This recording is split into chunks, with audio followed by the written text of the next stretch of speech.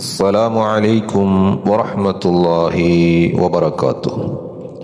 ரசூலுல்லாஹி ஸல்லல்லாஹு அலைஹி வஸல்லம் அவர்கள் கூறியதை தான் கேட்டதாக அபூ ஹுரைரா ரலியல்லாஹு அன்ஹு அவர்கள் அறிவிக்கின்றார்கள். அல்லாஹுவின் தூதர் ஸல்லல்லாஹு அலைஹி வஸல்லம் அவர்கள் கூறினார்கள், அல்லாஹுவின் மீது ஆணையாக சத்தியமாக நான் ஒரு நாளைக்கு 70 தடவைகளுக்கு மேல் அல்லாஹு தஆலாவிடம் இஸ்திக்ஃபார், பாவ மன்னிப்பு, பிழை பொறுப்பு தேடுகிறேன் என்பதாக ரசூல் ஸல்லல்லாஹு அலைஹி வஸல்லம் அவர்கள் கூறினார்கள். இந்த ஹதீஸ் ஸஹீஹுல் புகாரி என்ற கிரந்தத்தில் பதிவு செய்யப்பட்டுள்ளது. அதே போல வேறு ஒரு ஹதீஸிலே அல்லாஹுவின் தூதர் ஸல்லல்லாஹு அலைஹி வஸல்லம் அவர்கள் கூறுகிறார்கள், நான் ஒரு நாளைக்கு 100 முறை அல்லாஹு தஆலாவிடம் இஸ்திக்ஃபார், பாவ மன்னிப்பு தேடுகிறேன் என்பதாகவும் கூறியுள்ளார்கள். இந்த ஹதீஸ் ஸஹீஹ் முஸ்லிம் என்ற கிரந்தத்திலே பதிவு செய்யப்பட்டுள்ளது.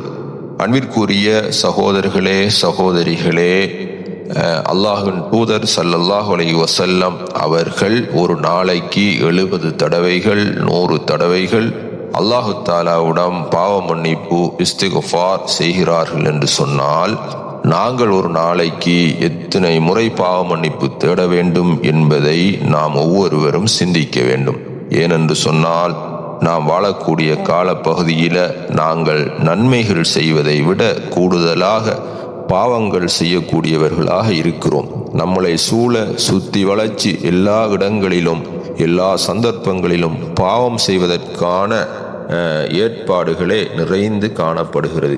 எனவே நாங்கள் அல்லாஹு தஆலாவிடம் தினந்தோறும் இஸ்திக்ஃபார் செய்ய வேண்டும், பாவ மன்னிப்பு தேட வேண்டும்.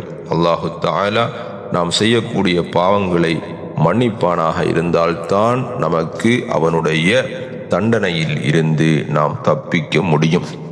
எனவே அன்பிற்குரியவர்களே, நாங்கள் அல்லாஹு தஆலாவிடம் பாவ மன்னிப்பு தேடி இஸ்திக்ஃபார் செய்து அல்லாஹு தஆலாவிடம் பாவ மன்னிப்பை பெற்று வாழக்கூடிய நல்ல மனிதர்களாக நானும் நீங்களும் மாறுவதற்கு முயற்சி செய்ய வேண்டும். அல்லாஹ் ரப்புல் ஆலமீன் நம் அனைவரையும் பொருந்திக் கொள்வானாக.